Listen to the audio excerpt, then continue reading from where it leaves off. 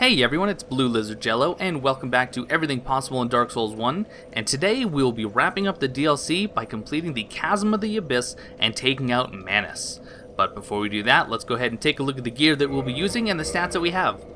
I have the Lucerne plus 15, the Lightning Avalon plus 5, and of course for ammo I'm using lightning bolts to further the lightning damage.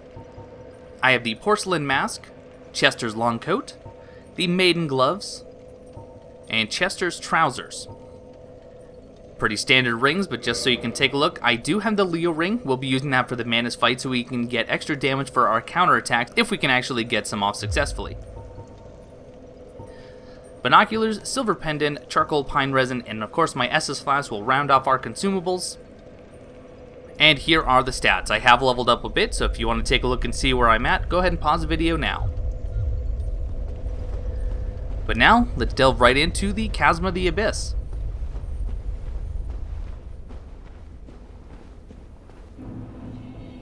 We do have a new enemy type in this area, and we'll be seeing them momentarily.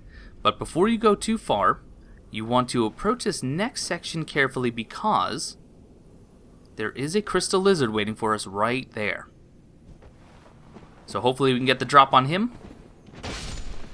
And indeed we can, and we'll get 2 Twinkling Titanite and 2 Green Titanite shards. And coming up might actually be the most difficult section in the Chasm of the Abyss, and I'm going to show you a relatively easy way of dealing with it that will also keep you from getting sniped by the sorcerer that's in the back. You can see with our binoculars that we have a number of bloatheads, and then in the far back there is a bloathead sorcerer. So I'm actually going to use the binoculars in order to aim my Avalon since it doesn't have manual aiming. That way we can actually deal with the bloatheads one at a time. We can either kill them outright, or if we don't do enough damage, we can at least pull them one at a time.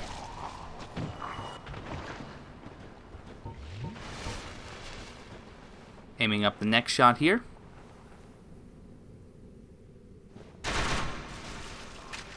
Another bloathead down.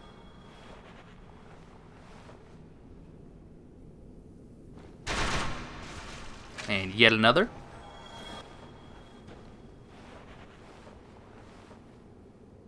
And just one more. Got him. And now we're going to equip the silver pendant and approach the sorcerer. We'll block this one attack. And now he's ours. And you can see that we got out of there just in time because he did cast the Dark Fog. And as a reward, we get Dark Bead. We have another Dark Sorcery here. And this Dark Sorcery will fire 7 dark projectiles in a 90-degree arc directly in front of the player. If you want to get the optimal damage out of Dark Bead, make sure you're actually using it at close range. That way, all 7 projectiles can hit the same enemy, and it will produce massive damage.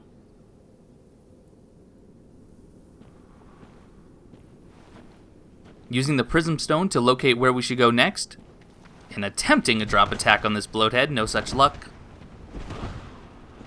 Fortunately, the Lucerne has the range that I need and we can take him out. And now we're coming up on the new enemy types.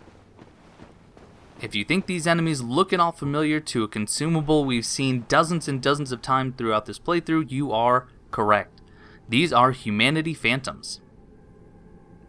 There are 3 different sizes of Humanity Phantoms. By the way, if you want to go down there now, you can drop onto this ledge safely. I don't recommend approaching it from this angle, however, and you'll see why in a moment. As I said, there are 3 different sizes of the Humanity Phantoms, there's small, medium, and large, and they do have corresponding HP and typically corresponding drops with them as well. But instead of approaching this group directly, we're going to actually head over here to the left to this platform. Don't worry, that is intended. And you can see in this pathway here, a familiar face. That is Alvina from the Forest Covenant. And she's actually leading us somewhere that we want to go to. In this case, she is absolutely more of a friend than a foe. Carefully approaching these Humanity Phantoms, because as you can see, all it takes is contact with their physical form in order to take damage. And especially if you're encountering a number of them at the same time, that damage can rack up very quickly. Now they do have a very high drop rate of humanity and twin humanities, so I'm not going to call it out every time I pick them up. What I've done is I actually emptied all of my hard humanities from my inventory into the storage box, and so at the end of this area we'll go ahead and take a look and see how many in total that we were able to pick up. You can see Alvina was just over here by this blank wall, but there's a reason for that, and we'll see it momentarily.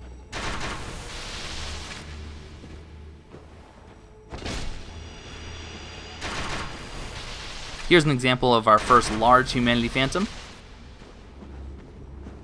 They are the ones that have the highest drop rate of twin humanity.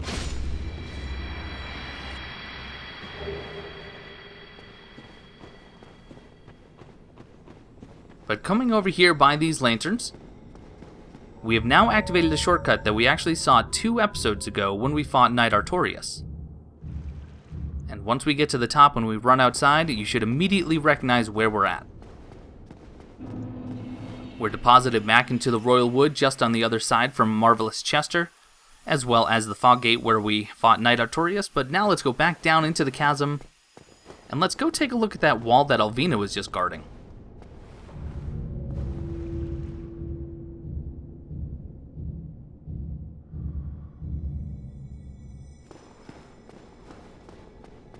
The wall will actually look pretty ordinary, but there was something about it, so let's go ahead and attack it to reveal an illusory wall with a number of humanity phantoms behind it. And we can see a glowing circle off in the distance. You might not be able to see exactly what that circle is just yet, but you will. We have a trio of large humanity phantoms and a couple of small ones out there yet. 2 shots with the Lightning Avalon +5 and then the Lucerne to finish it off, no big deal. And now you can probably see exactly who is in that glowing circle. That is Sif. It makes sense that we would find Sif down here because we know that Knight Artorias was actually the first one to attempt to traverse the Abyss and actually stop the procession of the Abyss. And it looks like he must have brought Sif with him. And Knight Artorias was corrupted by the Abyss, and Sif was captured by the Humanity Phantoms and left here imprisoned. But once we've actually killed all of the Humanity Phantoms, we have now successfully freed Sif. And this is going to do 3 things for us. The first thing that it's going to do is that it's going to immediately drop the Cleansing Great Shield. And we're going to take a look at that, and we're even going to read the item description because it's a very interesting one. But the Cleansing Great Shield has 77 stability and it has 80 physical reduction, which isn't great, but it also has 80 magic and fire reduction, which is pretty good. The Steel Great Shield used by Knight Artorias, who succumbed to the Abyss. Artorias, deeply scarred by the Abyss, used this to form a barrier to protect his compatriot Sif. Although this drained the shield, its magic defense remains high. A very good shield indeed. The other thing that it's going to do is that it's going to unlock Sif actually as a summon for the last fight of the DLC, which is Manus. And the third thing that it'll do is if you come and you actually perform this event before you've actually fought Sif, well, then you're going to get this alternate cutscene in that fight.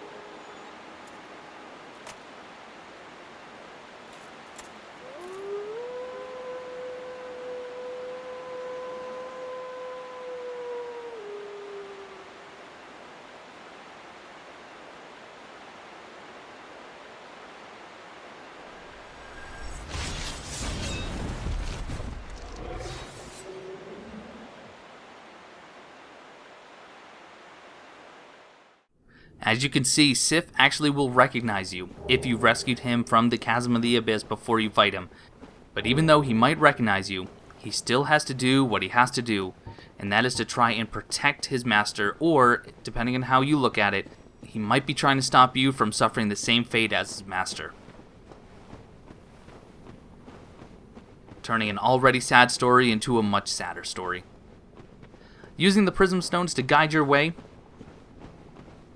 we could go left here, but instead we're going to tackle that area from the other side, which will give us more items and a better shot at the Humanity Phantoms.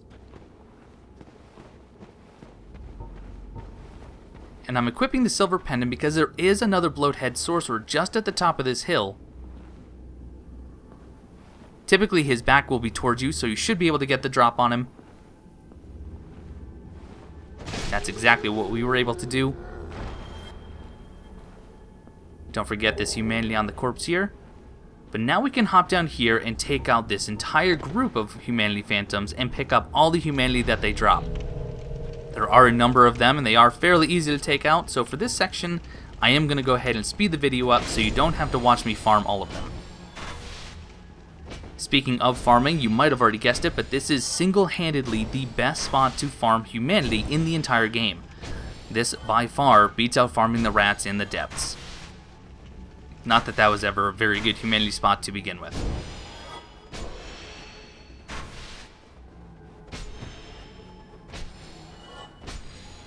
And now let's round them all up. Again, we'll be taking a look at the final count once we've actually killed all of the Humanity Phantoms. But with that group down, you want to head over to this wall, and you can see there is another pathway below us. You can easily drop down, no fall damage. One medium-sized phantom between us and this next item.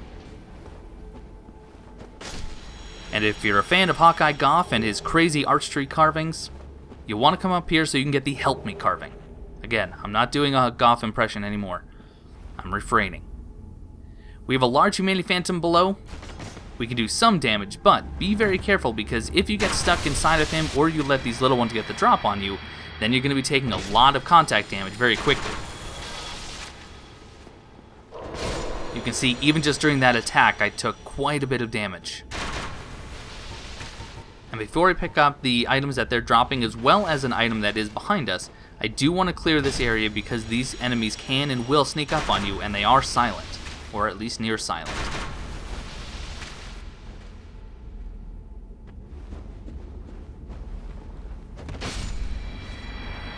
Now let's head back, pick up some Humanity,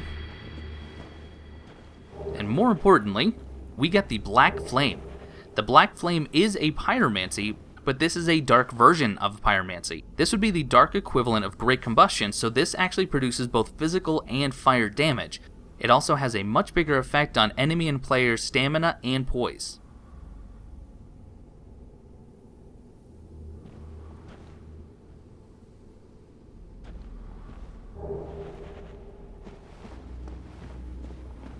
There are no more items to pick up down on this lower area, so we'll go ahead and just clear these Humanity Phantoms and then we'll move on to the last section before we fight the boss.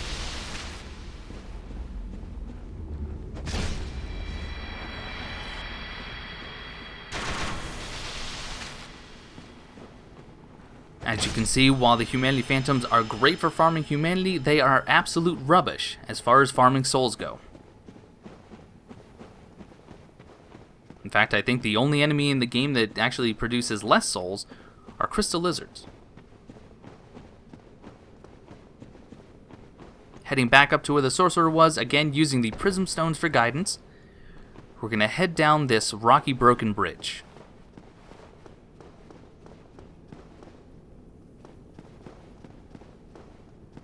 But before you actually take this straight path, make sure you head under the bridge, because like in many places before it, underneath, you can find an item, in this case, twin humanities. Now from this ledge, you could actually jump all the way down if you just want to try to rush the boss. You could also drop down that little nook right there into the path below it. But there is an alternate and safer way to approach that area, which is to take this cavern on the right.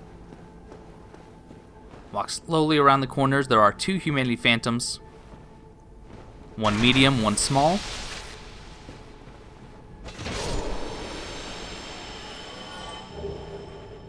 And then on this lower ledge that we could have dropped to, you can get another white Titanite slab.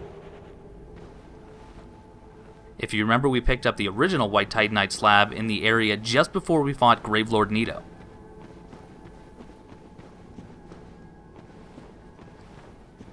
But between us and Manus, we just have a few more Humanity Phantoms and one more item to pick up. This area is not very large.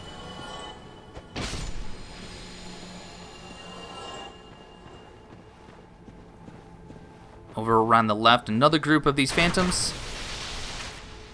Whittling down the medium so they only have one hit left.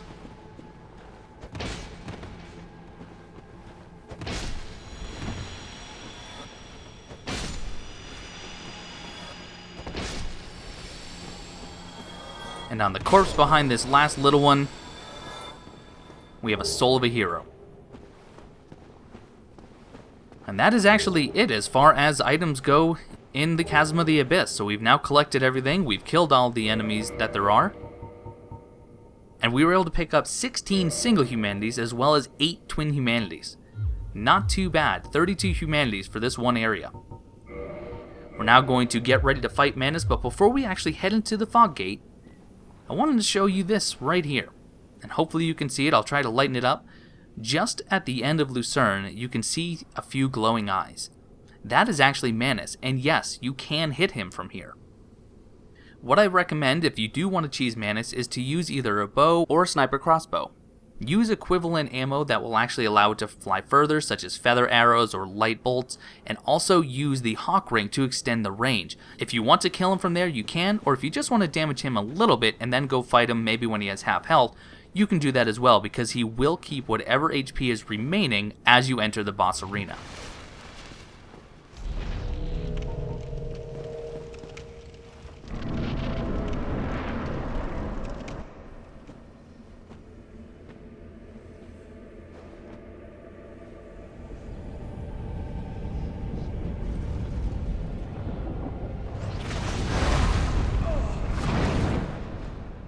We've seen that hand before.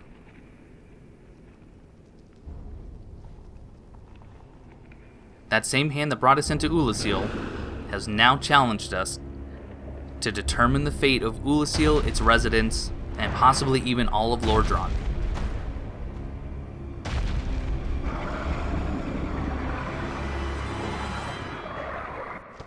This is Manus, the Father of the Abyss, also known as the furtive pygmy that we saw briefly in the opening cutscene. This is him, and I'll even show you his resting place once we've actually taken him down. But you saw there, I did just find a summon sign, which is unique in Dark Souls in that this is the only summon sign you'll find in a boss arena. And that's right, this is Phantom Great Grey Wolf Sith. Because we rescued him from the prison, he is now willing to help us. Now, keep in mind, he is not incredible at dealing damage. He's not even very good at holding Manus' aggro. But it is nice to have him by our side.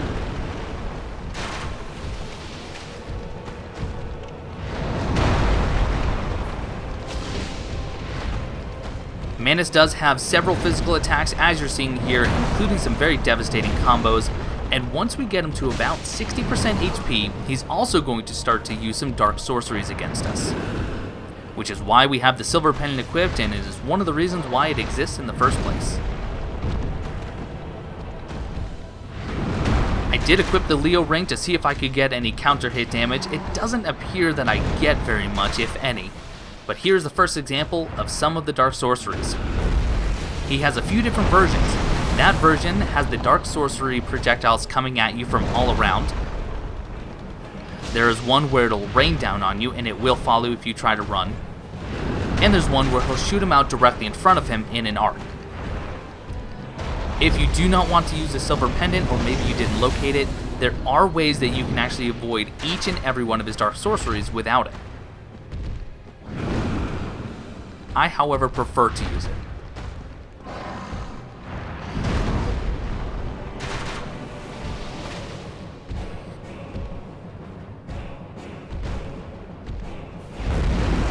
There's the one that just fires directly out in front.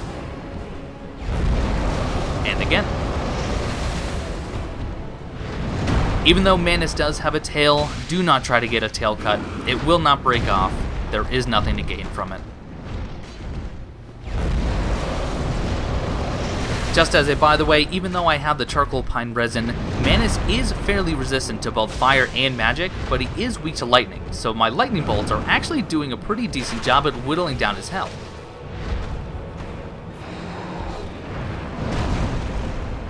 That attack can be tough to dodge, but this is one that you actually want to dodge pretty late on.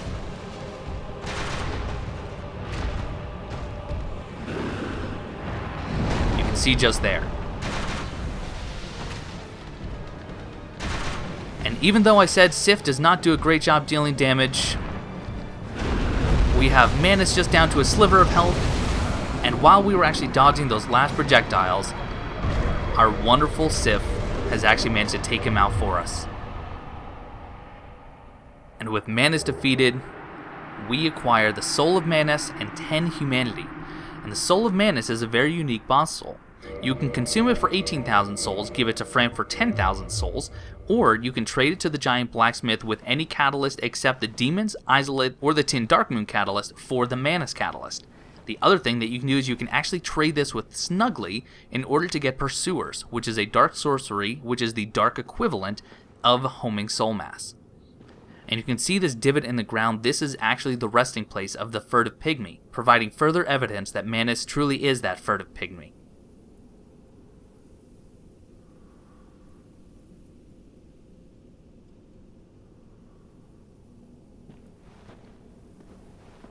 You might have noticed someone on the ground after we defeated Manus. And our poor sweet Dusk of Ulasil, she's not dead, but she's also not well. I suppose after being trapped in a crystal golem and then kidnapped by Manus, the Father of the Abyss, it's gonna have a toll on you. But she's safe, or at least alive. And because she's safe and alive, we're actually going to go and head to her protector, Elizabeth of Ulasil, because as I mentioned earlier, rescuing Dusk and talking to Elizabeth will net you a small reward. So let's go ahead and warp over to the Ulasil Sanctuary.